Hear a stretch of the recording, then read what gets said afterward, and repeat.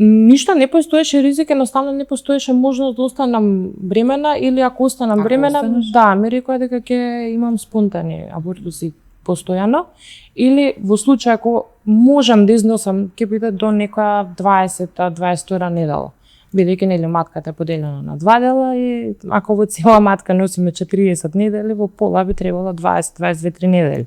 Така според науката. Така според книгата.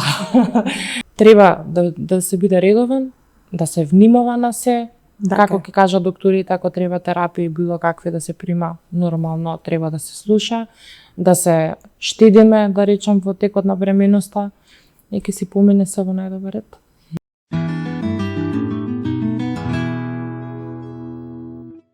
Кога природата ќе ја збуни науката, а докторите ќе кренат раце, тогаш Господ ќе вмеша прсти, само поради огромната желба на мајката за пород која има космичка сила.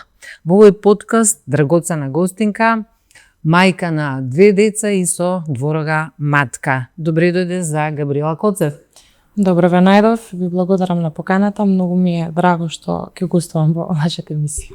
Доктор Божанова, исклучително ни е драго се ваков гостин, Мене ми е, јас сум воодушевена од одлуката на Габриела да гостува и да раскаже за својата, да кажеме, па не била драма, после тоа нели била исполнета со убави моменти, бременности, породувања, 2 убави деца, убава професија, убава вакво гостинка, така да ми е драго и се надевам дека ќе имаме повеќе гости кои што ќе може да споделат својата приказна, чисто за да ги охрабрат останатите што поминуваат низ тој трнлив пат, дека апсолутно све е можно и секогаш кога ние докторите нема да најдеме решение, Господ ќе се вмеша и наоѓа решение.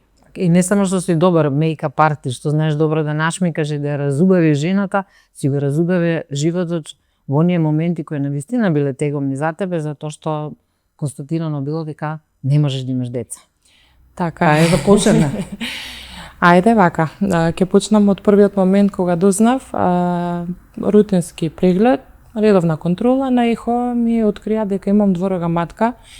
Имав 21 година и тогаш за мене се тоа беше, како да кажам, многу чудно и не ми беше ништо јасно, бидејќи бев и да речам дете на тие години.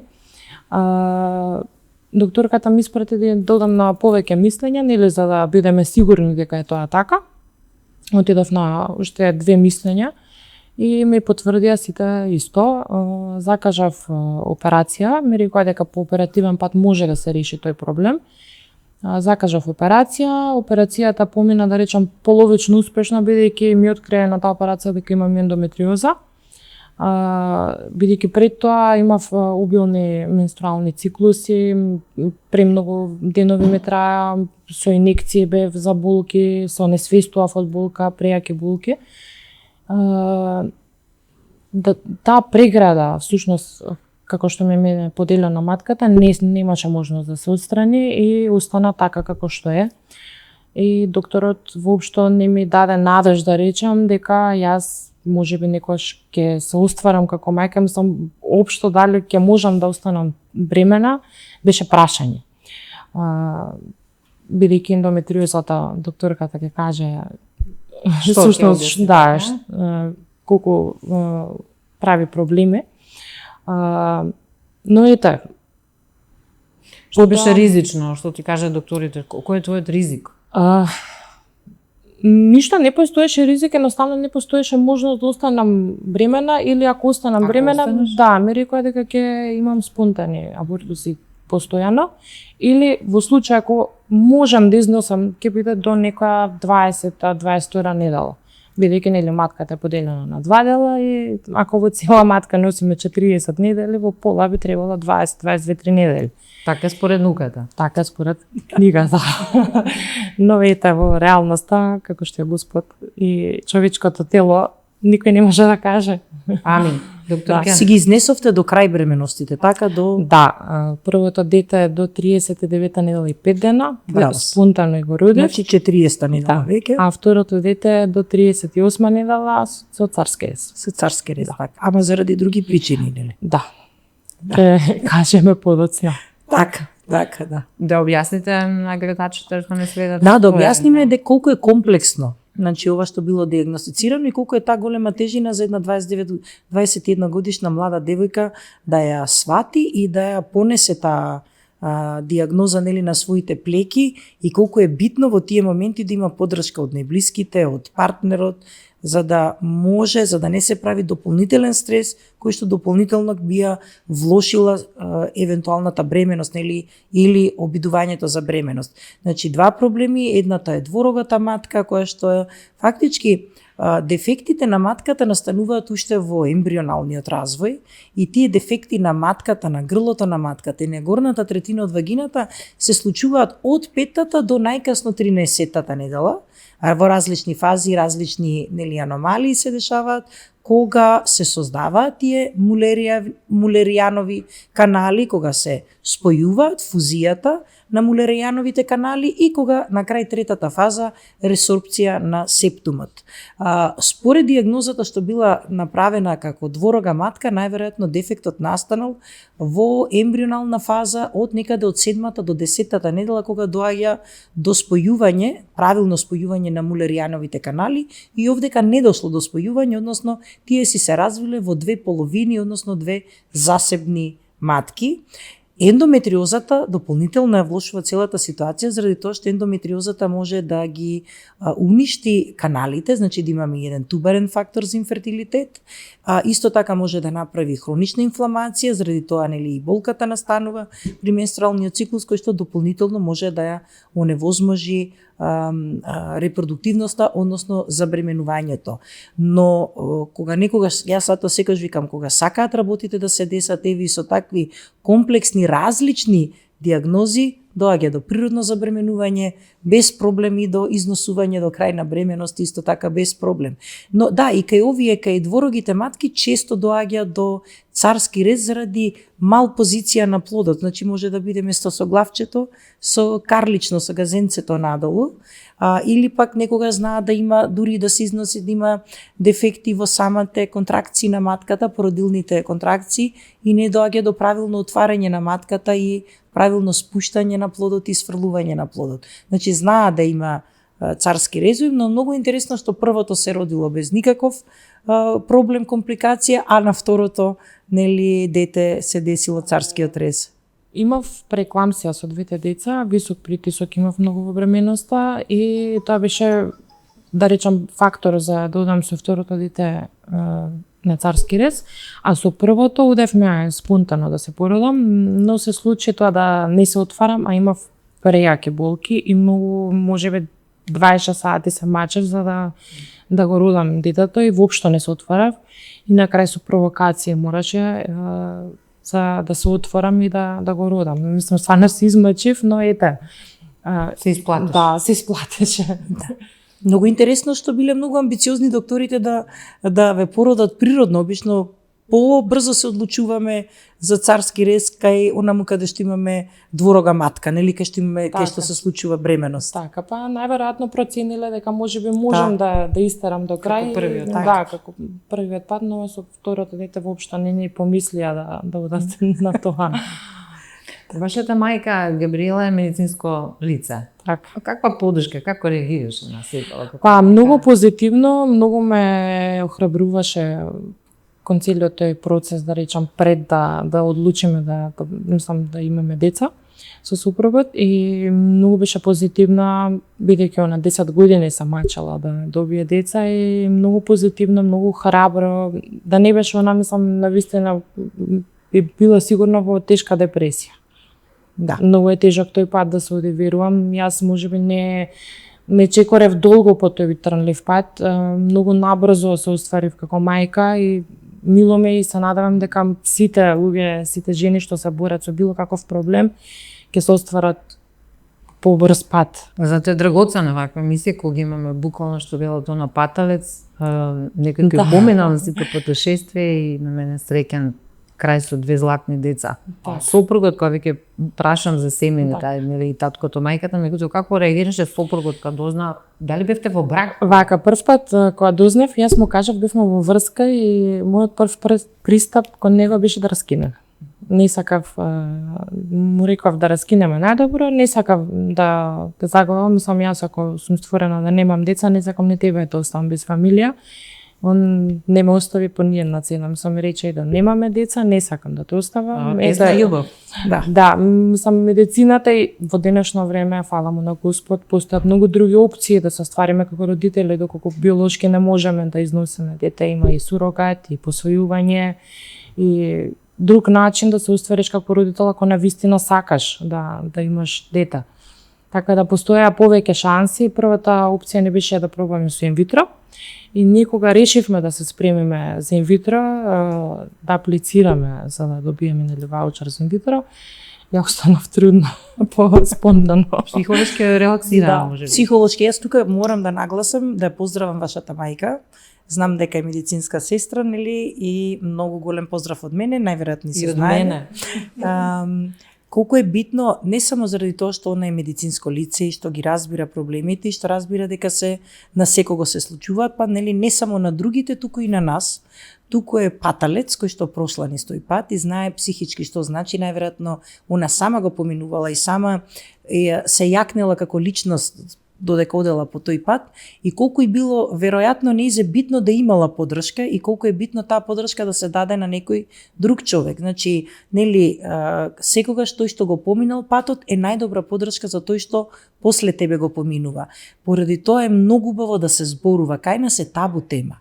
Проблемите со забременувањето, не зборам за инвитрото. Инвитрото е само еден многу мал дел од планирањето на бременост. Значи, комплетно, целата тема планирање на бременост, од создавање, проблеми при создавање, па дури до контрацепција, буквално е табу тема. Буквално никој не сака да зборува за тоа, а во суштина се прави едно огромно добро дело, заради тоа што помагаш на другите да се релаксираат, да се опуштат, некој може ќе види ова емисија, овој подкаст, ќе го гледа, ќе го свати како знак дека не треба да се откажува од патот, дека секогаш има решение, дека секогаш ќе се деси нешто малце со помош на наука, многу со помош нели на Господ и дека најбитното нешто е поддршката.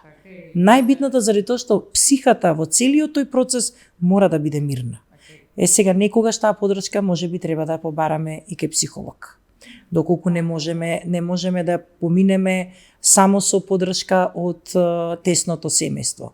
А за партнерот можам само да кажам браво, затоа што на крајот суштината на еден брак не се деца. Суштината на еден брак е љубовта помеѓу тие двајца луѓе, заедништвото што го градат, иднината што ја градат и какви личности ќе станат заедно, нели, продуховени, поразвиени, подобри, со поголеми срца. Децата се само награда, да речеме, или да кажеме продукт кој што нема врска со бракот. Бракот мора да биде и заедништвото мора да биде заради љубов. Така што Габриела е жена и похрабра жена, ама омажена за витез. А еднако поздрав до мајката на Габриела која се грижеше исто за мене кога лежев длабока венска тромбоза на клиника. Благодарам. Како беше потекот на или почетокот на бременоста? Дали имаше неки поразлични симптоми од? Па да, нормално, нели првите симптоми имав многу гадење, повраќање, болки во стомакот, не можеш ништо да јадеш. Тие да речам нормални симптоми кај што кај секоја втора трудница се случуваат. Прво ме исплашија многу, нели, прва бременост, сега тебе секој ден ти ја дара од Господ, ти не си свесна што те чека и секој втор муабет беше тоа.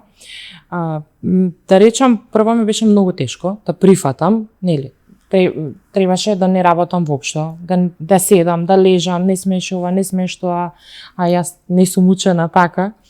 И пробав да се навикнам на тоа темпо, но потоа функционирав нормално и бев многу позитивна цела бременост, дека ќе го износам до крај.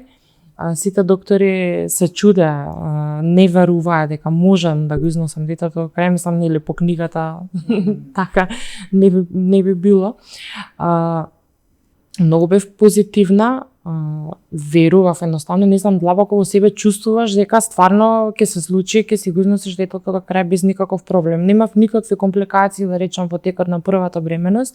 Во втората бременост имав некое мало крварење. Ќе напоменам ајде дека имав близначка бременост. Во втората бременост во двете прегради имав по еден плод со кој што едниот плод го изгубев спонтано, да, го изгубев и не знам какво чудо се има случајно да не направи никаква компликација друга во текот на бременоста и ми го исчистија буквално на пореѓај. Така, да. Да.